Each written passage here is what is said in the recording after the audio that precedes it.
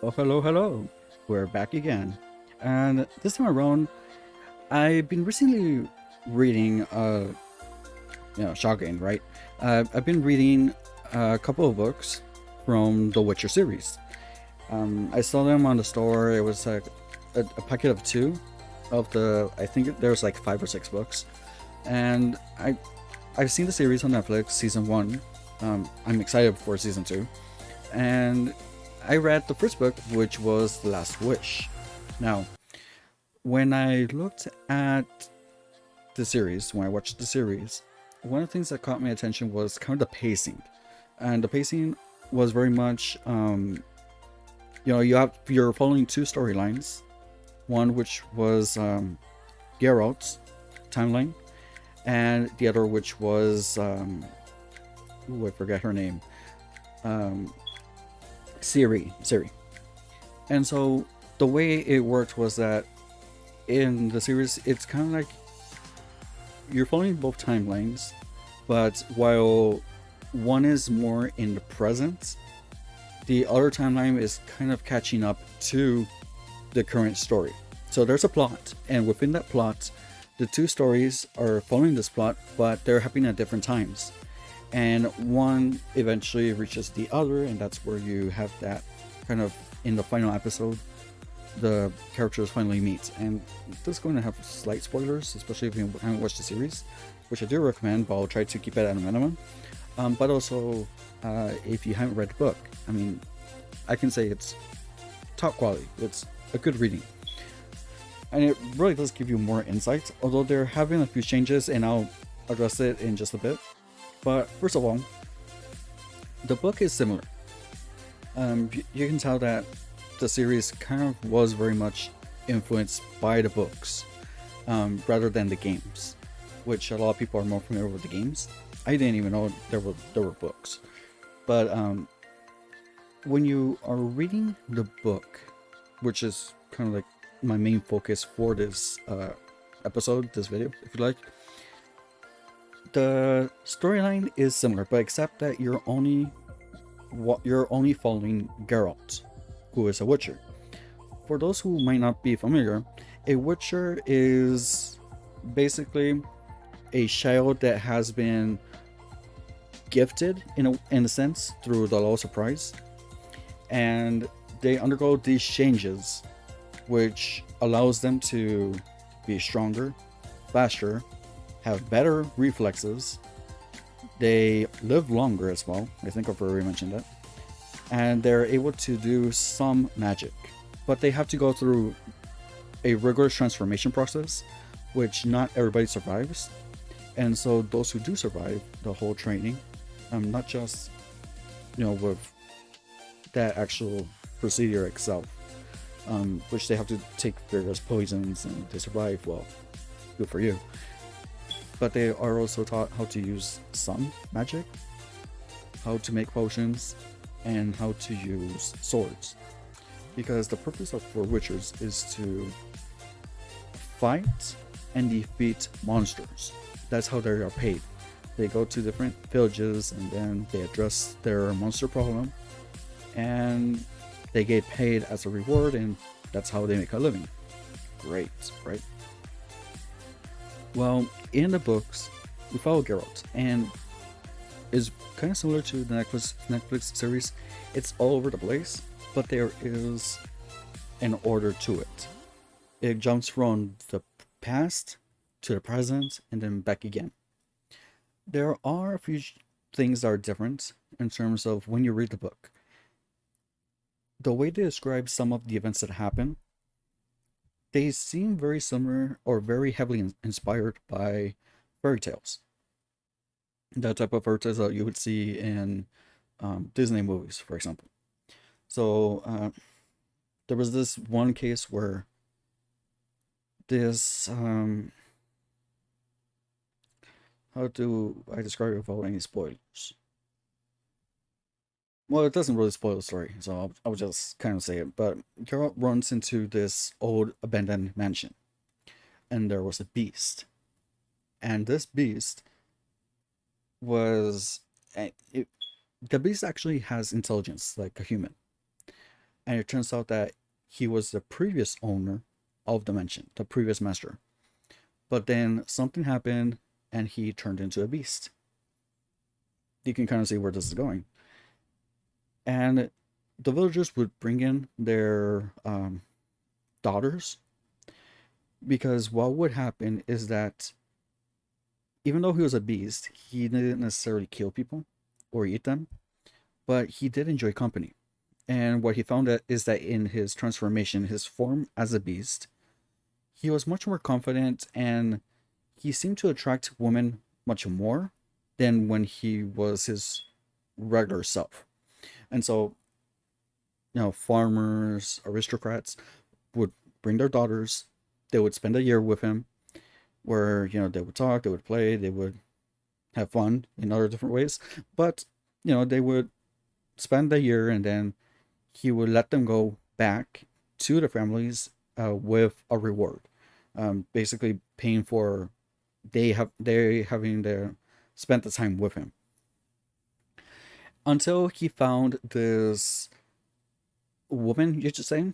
But you do find out that she's not a regular woman. She is kind of like a vampire who can transform into like a human disguise, something similar like that. And then, actually, if you've seen or if you read the book, Harry Potter and the Goblet of Fire, if you remember the scene where they're in the Triwizard, not the Triwizard, the Quidditch World Cup, and they describe the villas. Well, basically, it's the same concept where they're beasts, but then they can revert into a form which is very much reminiscent of a beautiful woman. That was the case, except that instead of a harpy, you could say, she actually is more like they describe her very much like a vampire, like with bat wigs and all of that. But anyway, um, if you couldn't tell, this is kind of falling in line with Beauty and the Beast, where you have a beauty, you have a previous prince or master that turns into a beast, and everything is abandoned. All that. You also have something similar where um, there's this thing, and this is actually included in the series. It's briefly mentioned, but there is this prophecy of an eclipse that will start Ragnarok, an apocalypse, if you will. And the princesses that were born that day are said to be bloodthirsty. So many of them were locked in towers and all of that. But because the wizards would either want to kill them or they would say, it's for their own good. And there was one who had long hair and she escaped her tower and was never seen again. You can tell that's more in line with Rapunzel.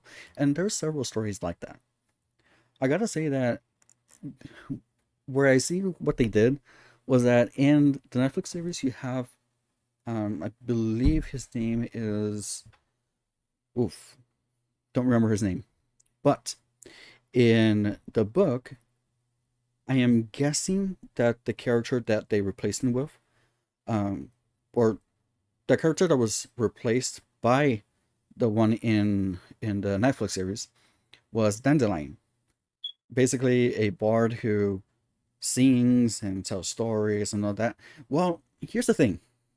Um, they are actually very good friends,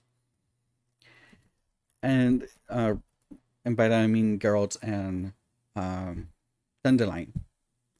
They're very good friends, and the way that they manage in the series, in the Netflix series, is that Geralt is very like sick of Dandelion, but again, he kind of lets him go along with him, and so I find that kind of interesting because in the book, he's actually happy to see him.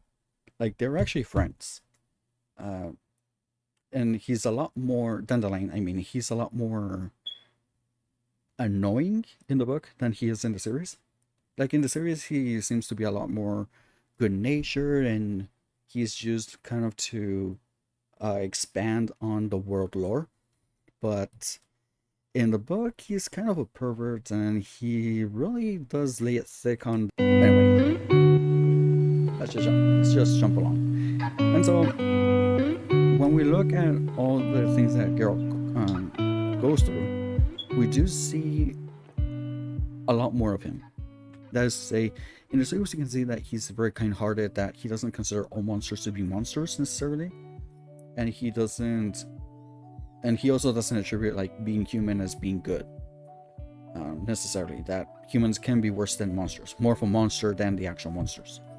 And you kind of see that here, because again, when he meets up with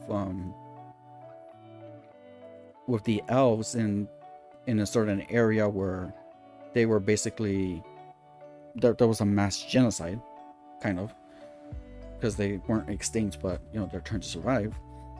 And in the series you see that Geralt and Dandelion are knocked unconscious, and they expand a little bit more that yes, these fields were ours, the humans came, they fought us, and they kept the land, and now we're starving because they kept the land that is actually rich and that can actually grow stuff, and we are left with nothing. Well, in the book they go over that story, but instead of being in a cave, they're a lot more bloodthirsty, and they are ready to kind of kill the villagers. But again, Geralt says, you have a chance to make a new life and show them that you're not the monsters that they say you are, that you're not as bad as they say. And that's kind of like an important motif, if you will, throughout the whole series, both in the book and in the actual Netflix series. Monsters, the whole concept of a monster is subjective, because you can call monster as any creature that has a claw, any creature that has horns, any creature that is big and scary and that you don't understand. However, oftentimes it is in human nature to react against what you're afraid of, making you the monster instead. And that's the same message in the book as well as in the series. I am very much excited to see how they continue in season 2. I'm not gonna lie, I have seen this, and it's available on YouTube even. There's where they go over what's going to be included in season 2, and they provide teaser trailers to it. But if anything, I gotta say that this book is only a part of what was in season 1.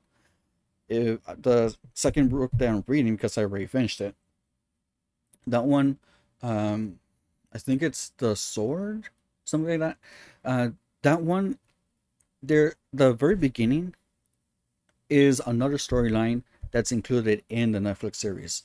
So if you have an opportunity to look at both as a set, I recommend you read it. If you read them. And yeah, I mean, it's a lot more mature in content. Like, it's a lot more graphic and it's a lot more violent. Even the part, where Ciri's mom is pregnant, you do realize that, because that was, and I'm just going to put a side note here. In the series, Netflix series, they do insinuate for a second that they had already met, and that she got pregnant and all that. But in the book, they make it clear that okay, the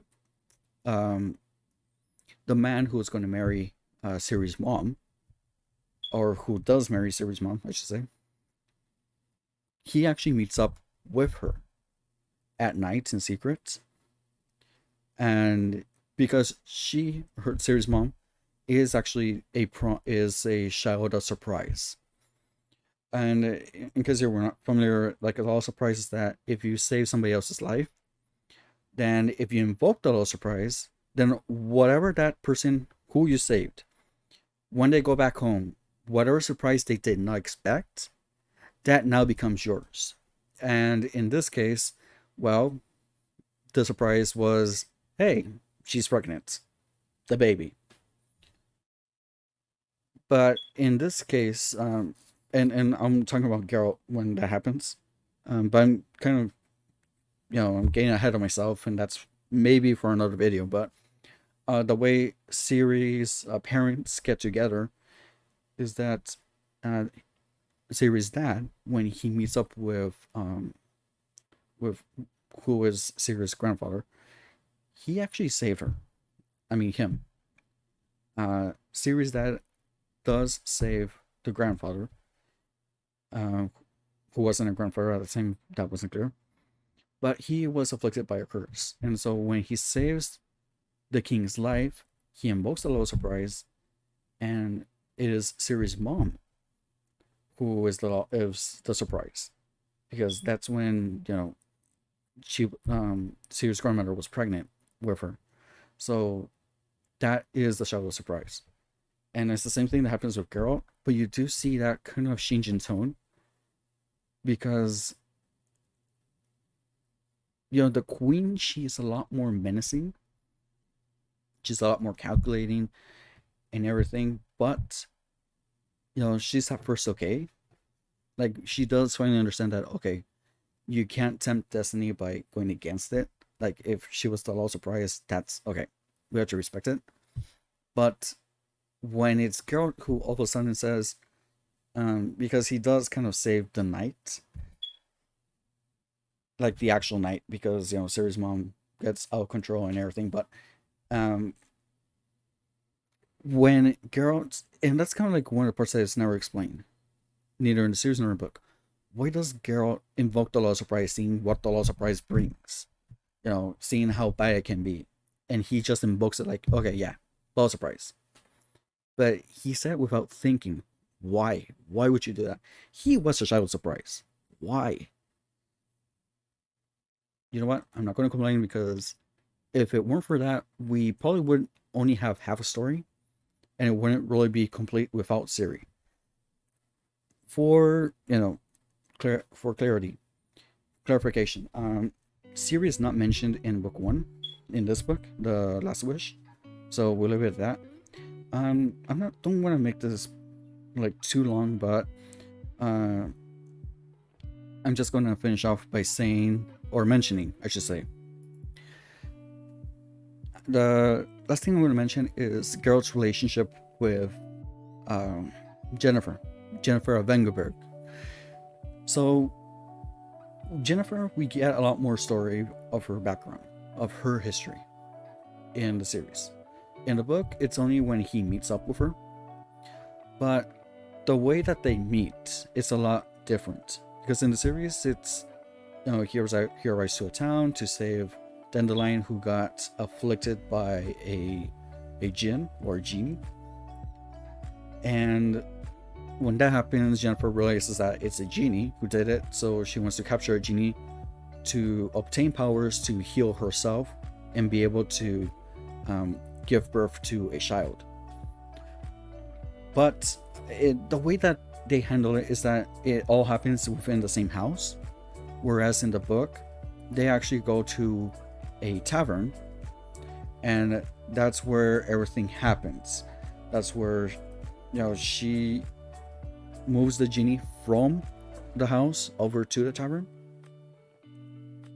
putting everybody at risk. The genie makes a whole destruction of the city.